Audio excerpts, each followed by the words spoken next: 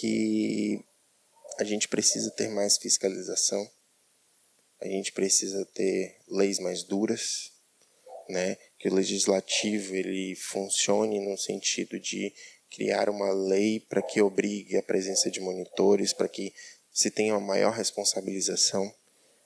O que a gente mais deseja é que nenhum pai, nenhuma mãe, nenhuma criança passe por isso, né? Olá, meus amigos ligadinhos às redes sociais do Jornal do Medvale. Olha a nossa reportagem. Hoje é muito especial, muito delicada, porque nós vamos conversar com os pais do Tauan. Tauan, que acabou perdendo a vida após ser atropelado no dia 7 de março de 2024, deste ano. Sua irmã também acabou sendo atropelada. E uma série de fatores, né, aconteceram. Vai completar quase 2 meses. E o Matheus procurou a reportagem do Jornal do Medvale para que ele possa falar um pouquinho sobre aquele dia, mas principalmente a gente saber como é que estão as investigações acerca, né, deste que é um atropelamento com óbito, então é um agravante. Matheus, muito boa tarde. Como é que vocês estão, né, passado quase 2 meses deste acidente? Primeiramente, boa tarde, Lara. A gente segue dia após dia numa tentativa de se recuperar, numa tentativa da gente se restabelecer enquanto pessoas, enquanto família, né? E é um ponto bem delicado, como você mesma mencionou, porque a gente precisa lidar justamente com o luto, que é o mais difícil, né? Não ter mais a presença do nosso pequeno aqui conosco. Vamos relembrar então, eu sei que é difícil para vocês, mas vamos tentar relembrar aquela quinta-feira, dia 7 de março. Como é que foi aquele dia? Inicialmente, o dia 7 era um dia como um outro qualquer, né? Como toda a rotina normal dele. Ele levantou de manhã cedo, foi se preparar para poder ir para a escola e estava seguindo absolutamente tudo conforme a normalidade. Eu tinha saído para trabalhar logo depois de deixar eles para poder irem junto com a van para a escola. E a Tainã estava de licença maternidade ainda naquele período, né? Foi no retorno, já tinha retornado do trabalho também, ali por volta das 18h10. Eles tiveram o contraturno à tarde, que eles estudam em Pomerode, lá no Colégio Sinodal Dr. Blumenau. E nesse dia eles voltaram, chegaram um pouco mais cedo, o horário de chegada era normalmente em torno de 18h40, 18h45, né? E eles chegaram mais cedo, foi quando o acidente aconteceu ali por volta das 18h30. Eu já tinha chegado em casa, né? Ela estava comigo, eu terminei adormecendo por uns 5 minutos, e aí ela me chamou, falando que tinha tido um engarrafamento, estava tendo ali alguma movimentação de bombeiros, né, e tudo, e ela queria saber o que era, que ela estava sem óculos naquele momento. E ainda mencionou que as crianças iriam atrasar por conta daquilo, não sabendo que era os nossos filhos que tinham sido atropelados ali no momento. Ficamos na varanda de casa, né, ali visualizando tudo. Ela falou, desce para poder ajudar, né? Uma vez que eu sou enfermeiro, ela também, né? Eu falei que eu não iria descer porque a situação estava dominada. Eu iria mais atrapalhar do que ajudar. Mas eu narrei todo o acontecido para ela, né? Do que estava ali acontecendo na cena e tudo. E um tempinho depois recebemos a ligação do hospital, né? Que estava ali mencionando que houve o atropelamento dos nossos filhos, tiveram esse acidente. E a gente se deslocou até lá para viver aquele momento de terror para a gente, que são lembranças assim que ainda mexem com a gente até hoje. Matheus, infelizmente você acabou vendo toda aquela situação, sem imaginar, né, que eram seus filhos. Quando você chegou lá e viu a situação que era literalmente extremamente grave, como é que foi? Para a gente, em especial, assim, por sermos profissionais de saúde, a gente entende o que está se passando, né? Não poder fazer nada, aquela sensação de impotência, apesar de que os profissionais do hospital fizeram absolutamente tudo que era possível. A gente confia ao extremo em toda a equipe que estava ali envolvida, né? Conhecemos de perto eles, mas é muito complicado viver esse momento, né? É uma lembrança ruim, literalmente, algo que a gente não deseja que ninguém passe na vida. O Tauan, ele teve traumatismo, a situação dele acabou sendo muito mais delicada do que da irmã, né? Isso, ele teve um traumatismo craniano, né, uma possível fratura, teve uma hipertensão do cérebro também, né, a pressão ali intracraniana aumentou, algumas outras fraturas, lesões múltiplas que não dá nem para a gente contar, né? Então a gente imagina, baseado na violência das lesões, a força do impacto e, por consequência, a velocidade desse veículo, né? Como é que está a sua filha, hoje com 12 anos?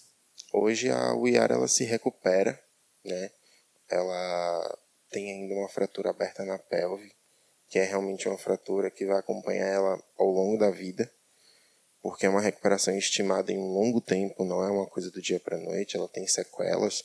Uma delas, além da estética, né, que ela tem uma lesão na face, que é um corte que aconteceu devido ao impacto, ela também se tornou hipertensa, né? Então, para uma criança de 12 anos ter que usar medicamento para o resto da vida, acompanhamento para o resto da vida, fora o psicológico, que o psicológico dela ela não fala sobre o acidente, né? Mas ela lembra do irmão com saudade, com carinho, com amor, que é um ponto positivo para a gente, mas a gente teme de que ela, no futuro, quando o cérebro dela se habituar com tudo, ela venha a ter um estresse pós-traumático bem complicado e termine se isolando, né, ou tendo algum outro problema futuro.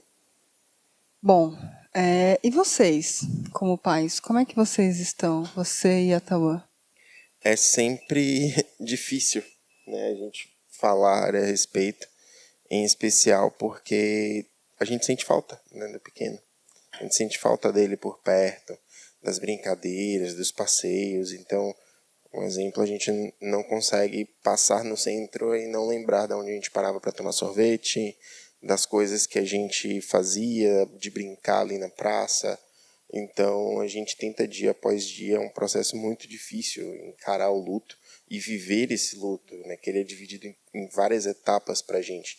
Então, a gente já conseguiu fechar algumas, que foi viver todo o processo de recuperação da Uyara, né, sepultamento e velório do Tauan, tudo isso a gente conseguiu fechar. Mas a gente tem um outro lado, que é o lado da investigação, do inquérito policial, da questão judiciária, de uma forma geral, que a gente também precisa fechar. E como que está essa situação? Nós, de forma muito particular, temos poucas informações. O que a gente tem é relacionado à questão do inquérito policial ali, onde a gente tem os depoimentos para que o nosso advogado acompanhe, né, e auxilie ali a questão do inquérito e, por consequência, também faça o acompanhamento jurídico ao longo do processo. Mas é bem complicado, em especial porque a gente tem pessoas que estão sendo ouvidas em qualidades que talvez não sejam. Então a gente imagina uma possível responsabilização, né, da questão da van, por exemplo.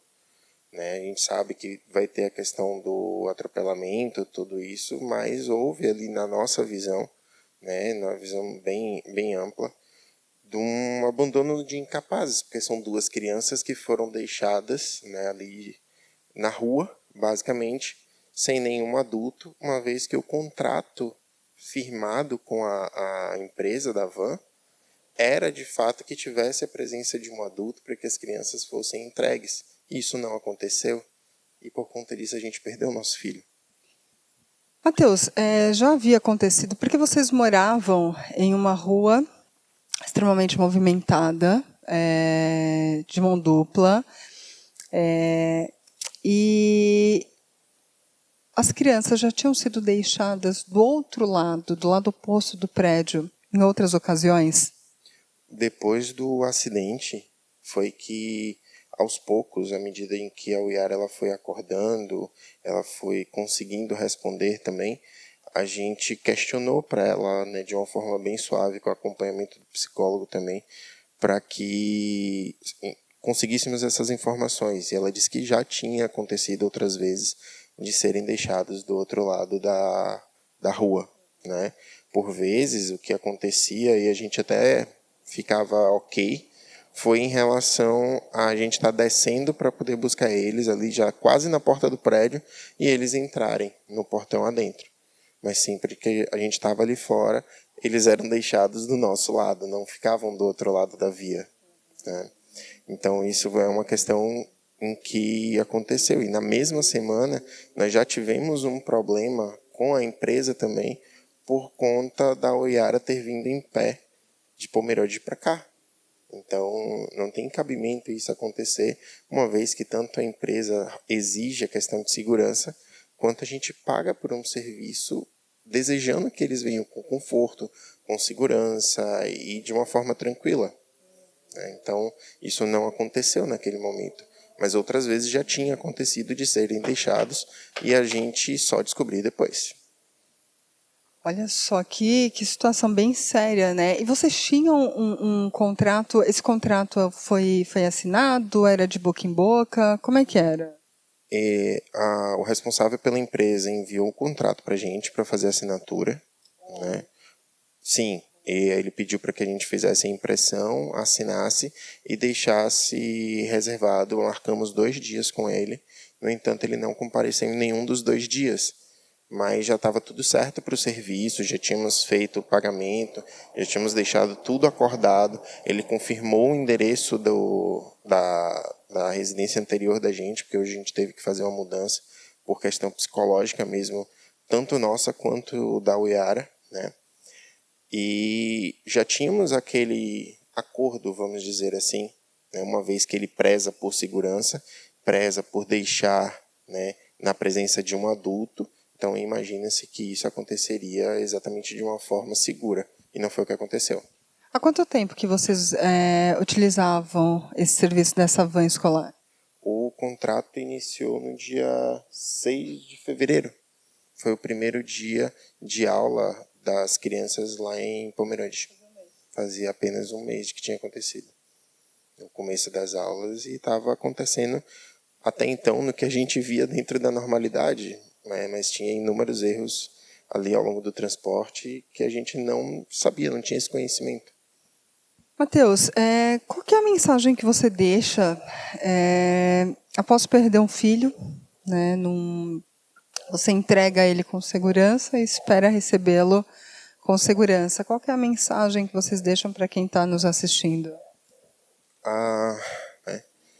E em especial o que a gente mais quer hoje é transparência. A transparência para ter acesso às informações do nosso inquérito, para a gente ter a transparência de poder realmente responsabilizar, né, quem é de fato responsável por cada coisa.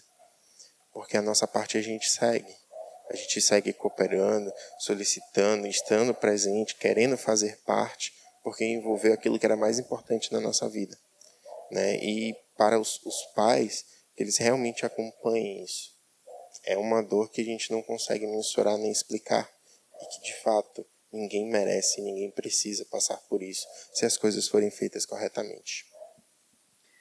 Perfeito. Então, importante esse relato, importante esse esclarecimento, né? Quero também agradecer.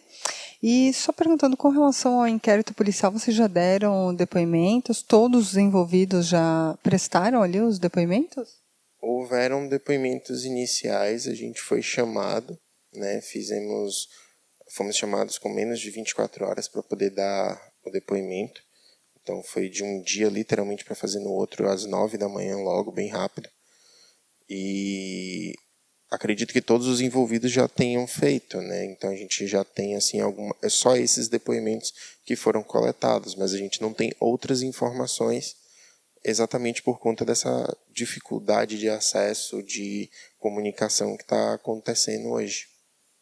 Perfeito, então quero agradecer, né? Eu sei que é difícil para vocês relembrarem toda aquela situação, aquele trauma, mas a reportagem é importante para que a gente saiba também qual é o andamento que está o inquérito policial. Vai completar no dia 7 de maio 2 meses, a gente precisa saber, né? Precisa responsabilizar de fato as pessoas, né? Ou a pessoa, ou as pessoas, enfim, porque uma criança de 6 anos de idade acabou perdendo a vida. E uma outra criança de 12 anos tem aí as suas lesões físicas e principalmente as lesões psicológicas que ela vai carregar aí o resto da vida junto com os seus pais. Bom, Matheus e Tainã, muito obrigada por confiar aqui na reportagem do Jornal do Medvale e a nossa solidariedade para vocês. Aquela força. Muito obrigado. Pra gente é difícil falar, né, por relembrar tudo isso, mas a gente entende o Jornal do Medvale como um grande parceiro nessa situação, por realmente apurar aquilo que está acontecendo. As pessoas precisam saber, né? A comunidade de Timbó, do Medvale, do Vale do Itajaí todo, precisa saber. A gente não pode deixar impunidade acontecer, a gente não pode deixar com que as coisas passem batidas ou sejam tratadas como normais.